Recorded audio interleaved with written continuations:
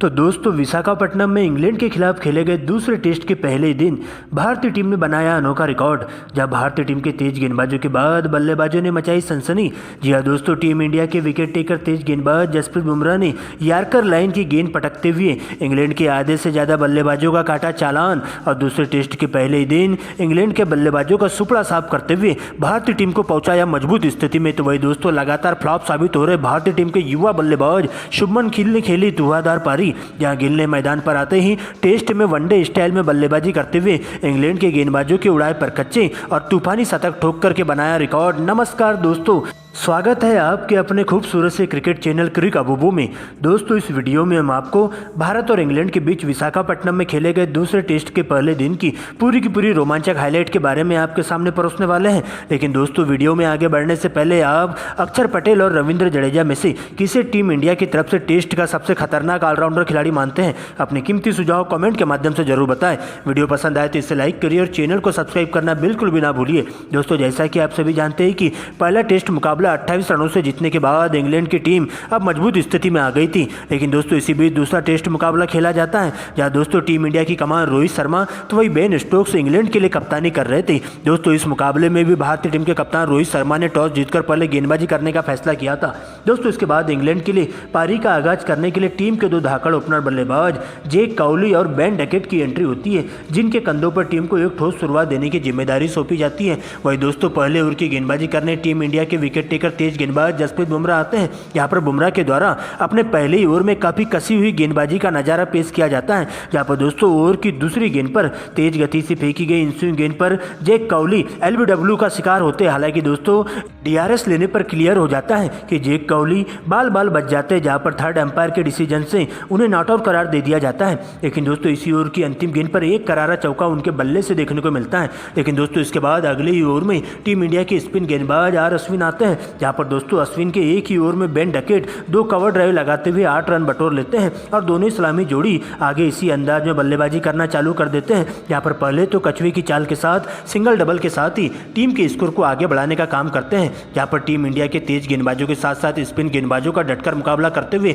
उनके ऊपर पूरी तरह से धावा बोल दिया जाता है और 15 ओवर के खेल में टीम के स्कोर को 65 रनों तक पहुंचा दिया जाता है। लेकिन दोस्तों इसी बीच 16 ओवर में जसप्रीत बुमराह गेंदबाजी करने आते हैं तो दोस्तों इंग्लैंड की टीम को पहला बड़ा झटका देते हैं, जहाँ पर दोस्तों जेक काउली को 28 के स्कोर पर कैच आउट करवा दिया जाता है और इंग्लैंड की टीम का पहला बड़ा विकेट गिरता है। लेकिन दोस्तों इसी ओवर की अंतिम गेंद पर ओपनर बल्लेबाज बेन डकेट भी जल्दबाजी कर बैठते हैं और उन्हें 30 के स्कोर पर एलबीडब्ल्यू आउट करार दे दिया जाता है। और इस प्रकार से जसप्रीत बुमराह एक ही ओवर में दोनों ही ओपनर बल्लेबाजों को आउट करके इंग्लैंड के बल्लेबाजों की पूरी तरह से कमर तोड़ के रख देते हैं। हालांकि दोस्तों इसके बाद आगे का मोर्चा संभालने के लिए नए बल्लेबाज के तौर पर ओली पॉप की एंट्री होती है, जिनका साथ देने के लिए जॉनी बेस्टो मैदान पर आते हैं और आते ही दोनों ही बल्लेबाज कुछ अपने ही अंदाज में बल्लेबाजी करते हुए दिखाई देते हैं। यहाँ पर दोनों ही बल्लेबाज लगातार स्ट्राइक रोटेट करने का काम करते हैं और सिंगल डबल के साथ ही कछुए की चाल के साथ टीम के स्कोर को आगे बढ़ाने का काम करते हैं। यहाँ पर दोनों ही बल्लेबाजों के द्वारा अच्छी गेंदों को छोड़ी जाती है और खराब गेंदों पर ही बड़ा रिस्क लेते हुए बड़ा शॉट मारा जाता है।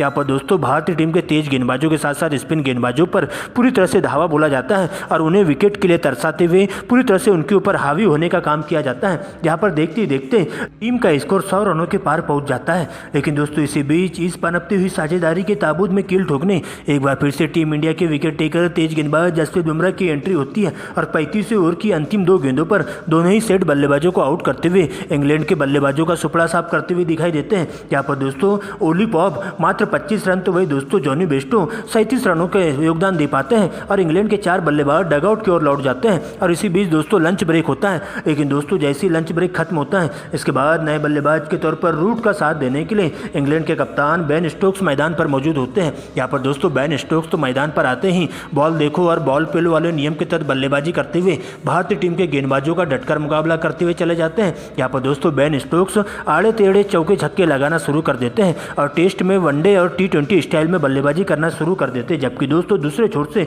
जो रूट उनका कंधे से कंधा मिलाकर साथ देते हुए चलते हैं और देखते देखते इन दोनों ही सलामी जोड़ी के बीच में एक अर्धशतक की साझेदारी भी पूरी हो जाती है। लेकिन इसी बीच एक बार फिर से अक्षर पटेल 29 रनों के स्कोर पर जो रूट को बुमराह के हाथों कैच आउट करवा देते हैं और इस प्रकार से 140 के स्कोर पर इंग्लैंड की टीम को पांचवा बड़ा झटका देखने को मिलता है। लेकिन दोस्तों नए बल्लेबाज के तौर पर विकेट कीपर फोक्स की एंट्री होती है।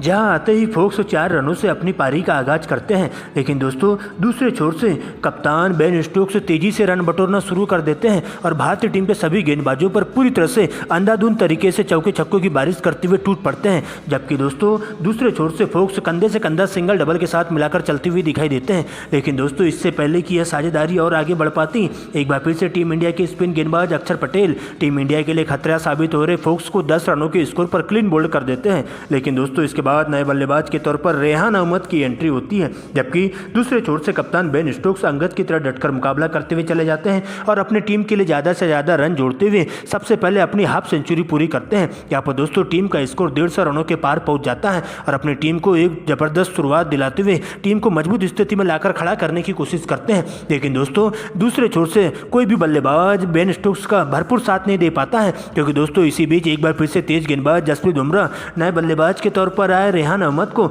मात्र 13 रनों के स्कोर पर श्रीकर भरत के हाथों कैच आउट करवा देते हैं। लेकिन दोस्तों इसके बाद तो इंग्लैंड का कोई भी बल्लेबाज टिककर बल्लेबाजी नहीं कर पाता है। हालांकि निचले क्रम के बल्लेबाज टॉम हार्टली के साथ मिलकर बेन स्टोक्स कुछ जबरदस्त अंदाज में बल्लेबाजी करते हुए देखे जाते हैं। यहाँ पर दोस्तों टी ब्रेक की समाप्ति तक टीम के स्कोर को 200 रनों के करीब पहुंचा देते हैं। लेकिन दोस्तों जैसे ही टी ब्रेक खत्म होता है इसके बाद एक बार फिर से टॉम हार्टली और बेन स्टोक्स दोनों ही मिलकर आगे का मोर्चा संभालते हुए भारतीय टीम के गेंदबाजों का डटकर मुकाबला करते हुए चले जाते हैं। यहाँ पर सबसे पहले बेन स्टोक्स तेजी से अपने शतक की ओर बढ़ने लगते हैं, तो वह दोस्तों दूसरे छोर से टॉम हार्टली सिंगल डबल के साथ लगातार स्ट्राइक रोटेट करने का काम करते हैं और बेन स्टोक्स को ज़्यादा से ज़्यादा गेंदें खेलने के लिए दी जाती है। जहाँ पर बेन स्टोक्स मैदान पर चौके छक्के लगाने का काम करते हैं और बॉल देखो और बॉल पेलो वाले नियम के तहत बल्लेबाजी करते हुए टीम के स्कोर को 200 रनों के पार पहुंचा देते हैं, वो भी 8 विकेट के नुकसान पर। दूसरे छोर से टॉम हार्टली इसी तरह उनका बखूबी साथ देते हुए भारतीय टीम के गेंदबाजों पर दबाव बनाने की कोशिश करते हैं। लेकिन दोस्तों इसी बीच टॉम हार्टली मात्र 12 रनों का योगदान दे पाते हैं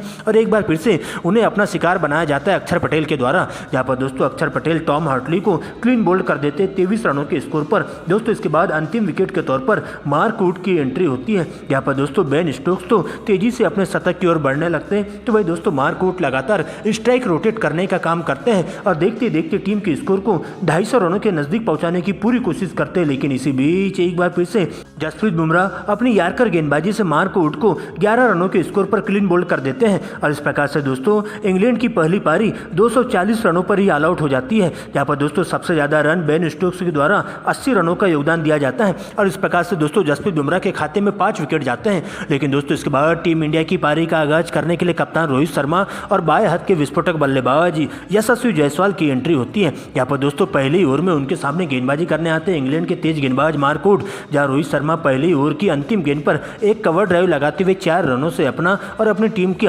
जबरदस्त शुरुआत करते हैं। जबकि दोस्तों दूसरे ओवर में यशस्वी जायसवाल भी पूरी तरह से ताबड़तोड़ अंदाज में बल्लेबाजी करते हुए टॉम हार्टली के एक ही ओवर में 2 back to back cover drive लगाते हुए 8 रन बटोर लेते हैं और आगे भी दोनों ही सलामी जोड़ी के तौर पर आगे भी इसी अंदाज में बल्लेबाजी करते हुए भारतीय टीम के लिए ज़्यादा से ज़्यादा रन जोड़ने का काम करते हैं। जहाँ पर दोस्तों रोहित शर्मा और यशस्वी जायसवाल दोनों ही मिलकर अच्छी गेंदों को छोड़ते हुए खराब गेंदों पर बड़ा करारा प्रहार किया जाता है और देखते ही देखते टीम के स्कोर को तेजी से 50 रनों के पार पहुंचाने का काम किया जाता है। जहाँ पर दोस्तों 15 ओवर के खेल में टीम इंडिया का स्कोर 55 रनों के पार पहुंच जाता है बिना विकेट गंवाए। लेकिन दोस्तों इसी बीच कप्तान रोहित शर्मा तेजी से रन बटोरने के चक्कर में 40 के स्कोर पर एलबीडब्ल्यू आउट होकर डगआउट की ओर लौट जाते हैं। जबकि दोस्तों अगले ही ओवर में यशस्वी जायसवाल भी 20 रनों का योगदान दे पाते हैं और लगातार दोनों ही ओपनर बल्लेबाजों के आउट होने से टीम इंडिया बैकफुट पर आ जाती है। हालांकि दोस्तों इसके बाद शुभमन गिल की एंट्री होती है, जहां शुभमन गिल का साथ देने के लिए एक बार फिर से नए बल्लेबाज के तौर पर श्रेयस अय्यर की एंट्री होती है। जहां पर दोस्तों शुभमन गिल आते ही 4 रनों से अपनी पारी का आगाज करते हैं।